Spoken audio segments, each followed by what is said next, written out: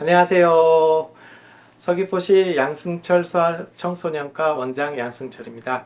아기들을 키우다 보면 이제 사례가 들린다든지 음식물이 기도에 걸려서 막힌다든지 하는 이런 응급 상황을 맞이할 때가 있을 수 있습니다. 오늘은 기도가 막혔을 때 아기들은 어떻게 처치를 해야 되는지에 대해서 알아보도록 하겠습니다.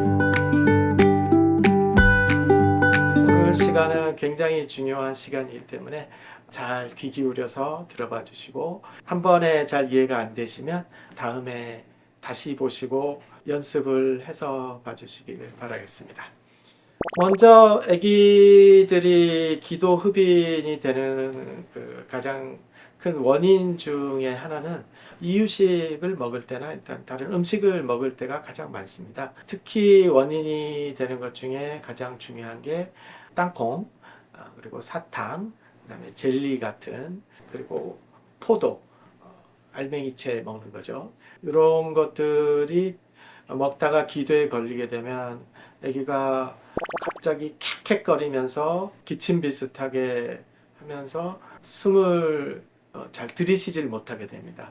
이제 상기도에 문제가 생겼을 때는 이제 목을 막은 것처럼 이런 소리를 나게 되고 킥킥거리면서 뭘 뱉어내려고 하는 것 같은데 잘 뱉어내지 못하고, 그리고 이 증상이 조금 더 진행이 되게 되면 호흡을 못하게 되니까 애가 얼굴이 새파래지고, 그러면서 더 심해지면 의식을 잃을 수도 있습니다. 그래서 이런 상황을 예방하기 위해서 가장 중요한 거는 이유식을 할 때나 어떤 음식을 먹을 때는 꼭 부모님이 한 분은 옆에 계셔야 된다는 겁니다. 특히 애들이 감기에 걸려서 기침을 하는 상황이라면 수유를 하거나 이유식을 하고 나서 기침을 하다가 구토를 하게 되고, 그 구토한 게 누운 상태에서 기도로 다시 흡인이 되게 되면 아주 위험한 상황이 벌어지기 때문에 돌 전에 아기들이 이유식을 먹거나 수유를 할 때는 꼭 보호자가 옆에서 봐주시는 걸 권장합니다. 그리고 수유 후나 음식을 먹은 후 한 2, 30분은 특히 기침 증상이 있을 때는 옆에서 봐주셔야 되고요. 아기가 운다고 해서 강제로 분유병을 입속으로 밀어 넣는다거나 이유식을 강제로 달래기 위해서 투여를 하게 되면 그것 때문에 기도 흡인이 원인이 될 수 있으니까, 운다고 해서 음식을 강제로 주지 않도록 해주시고요. 특히 음식을 먹고 있을 때 아기랑 논다고 아기를 웃기게 하게 되면 웃다가 다시 기도 흡인이 될 수가 있습니다. 그래서 수유 중에는 항상 안정된 상황에서 수유를 하도록 하시고, 영아들 보통 12개월 미만의 아기들이 호흡곤란이 왔을 때는 가장 먼저 하셔야 될 것이 119를 부른다가 아니고 응급조치를 취하는 게 가장 중요합니다. 왜냐하면 이제 전화하고 받고 이러는데 시간이 걸리다 보면 우리 호흡곤란이 왔을 때 가장 중요한 게 1, 2분에서 5분까지인데 그 타이밍을 놓칠 수 있기 때문에 이 응급조치법을 꼭 배워두셨다가 응급조치를 먼저 취하시고 그 다음에 119를 부르시는 게 권장됩니다. 혹시 옆에 다른 보호자가 있다면 119도 같이 부르고 응급조치를 취하시면 더욱 좋습니다. 그래서 오늘은 뽀로로 친구를 이제 모셔왔습니다.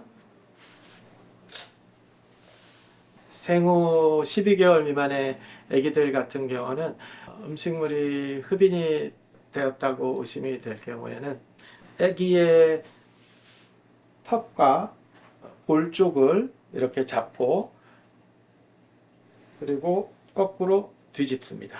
이렇게 뒤집을 때 가장 중요한 게 뭐냐면 머리와 이 등뼈가 똑같이 일직선이 되게 잡아주셔야 된다는 겁니다. 이 목이 위로 올라오거나 아래로 처지지 않도록 해주는 것이 굉장히 중요한 포인트고요. 그리고 이렇게 뒤집었으면 무릎 위에 살짝 올려 놓으셔도 되고요.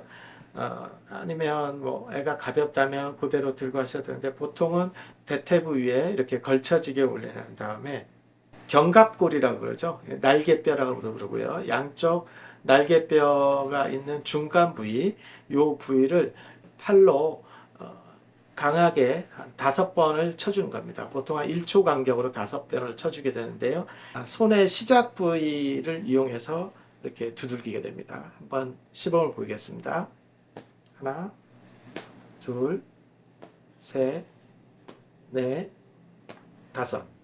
그리고 아기가 무엇을 뱉어냈는지를 확인하고 그게 되지 않았다면 다시 반대로 머리를 잡고 뒤집습니다. 이렇게 뒤집어서 이번에는 가슴 압박을 할 건데요. 이 젖꼭지와 젖꼭지 사이, 이 사이를 두 번째와 세 번째 손가락을 가지고 이렇게 조금 강하게 눌러주게 됩니다. 이 누르는 깊이는 보통 어른 손가락 이렇게 2마디 정도, 이 정도면 3.8cm에서 한 4cm 정도라고 하는데요. 그렇게 하거나 아니면 아기 몸 두께의 3분의 1이나 2분의 1 정도까지 눌러주는 것을 권장하고 있습니다. 그래서 아기 몸의 젖꼭지 사이를 이렇게 손가락으로 누르고 하나, 둘, 셋, 넷, 5 이런 식으로 눌러주면은 폐 쪽에 압력을 가하게 되면서 그 압력에 의해서 기관지에 있던 이물질이 밖으로 튀어나올 수 있게 됩니다.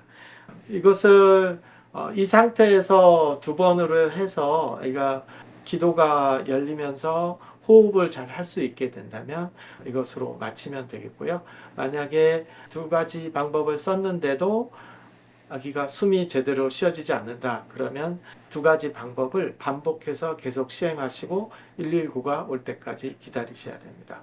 만약에 애가 의식이 없어지는 것 같다면 그때는 심폐소생술까지도 시행해야 될 수도 있습니다. 돌이 재난 아기들의 경우에는 커지기 때문에 이렇게 한 손에 들고 하기가 어려울 수가 있습니다. 특히 무게가 나가고 그럴 수도 있으니까 이렇게 앉혀서 아기를 한 30-40도 정도 앞으로 이렇게 숙이게 하고 아까처럼 견갑골 사이를 5번 정도 1초 간격으로 하나, 둘, 셋, 넷, 5 이렇게 두들겨 주면 되겠고요. 요것으로 호흡이 호전이 안 된다. 그러면은 이때는 아기를 이렇게 안은 다음에 아기의 배꼽과 명치 사이를 이제 손으로 감싸주게 됩니다.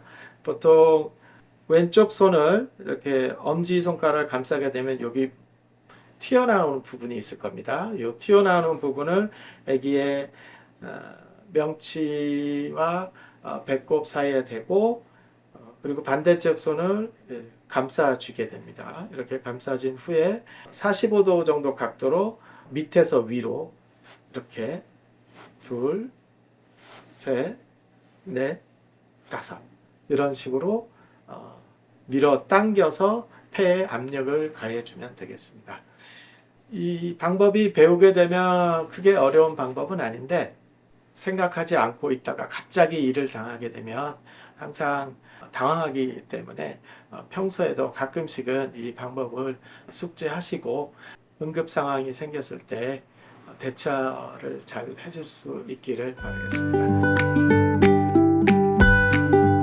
이런 과정이 끝나서 이물질이 나왔다면 정말 다행이죠. 사고가 생겼을 때 잘 대처를 했으면 좋은데 이런 대처를 통해서 아기가 좋아졌다고 하더라도 응급실이나 아니면 낮이라면 소아과에 꼭 방문을 하셔가지고 아기가 괜찮은지 다시 한번 확인을 받으셔야 됩니다.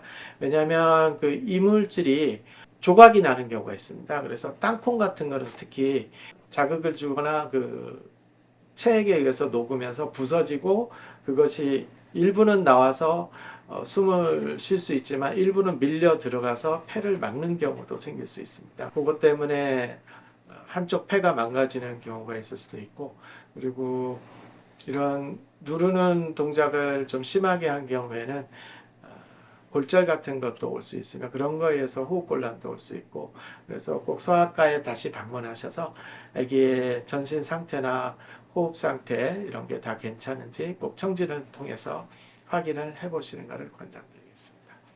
감사합니다. 다음에 또 좋은 영상으로 찾아뵙겠습니다.